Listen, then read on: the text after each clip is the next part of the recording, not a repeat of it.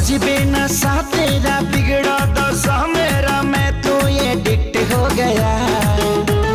प्यार के प्रेमे में मेरा सरनेमे में नाम तेरा फिट हो गया। तो दिल लेके मेरा ये दिल ले लो ले लो। मैं पबजी की गेम बन गई हूँ, राजा जी आके खेलो। मैं पबजी की गेम बन गई हूँ, राजा जी आके खेलो।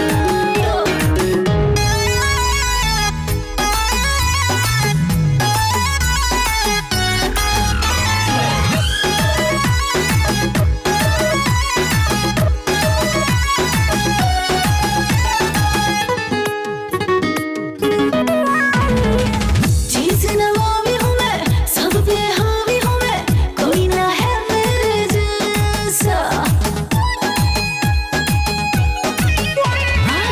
चीज़ नवाबी हूँ मैं, सब पे हावी हूँ मैं, कोई ना है मेरे जैसा। सोचो न ज़्यादा, बोलो इरादा, ऑफर मिलेगा ना ऐसा।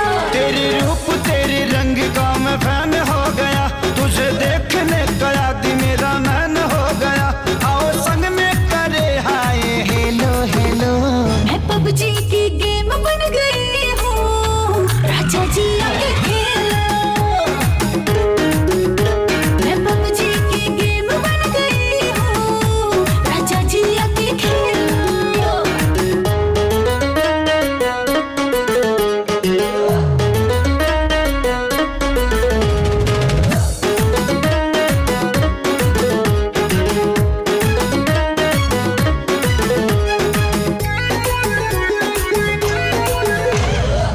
अब ना लेट कर, ना तो वेट कर ले जल्दी डाउनलोड रे।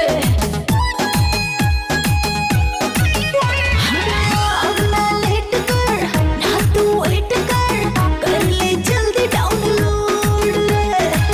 सब कुछ भूल के, मुझ में घुल के, कर फोन साइलेंट मोड रे। तेरा ऐप मैंने दिल में इंस्टॉल कर लिया, नए फीचर में अपडेट ऑल कर लिया। पहले रेड था मैं अब हुआ एलो ये लो। मैं पबजी की गेम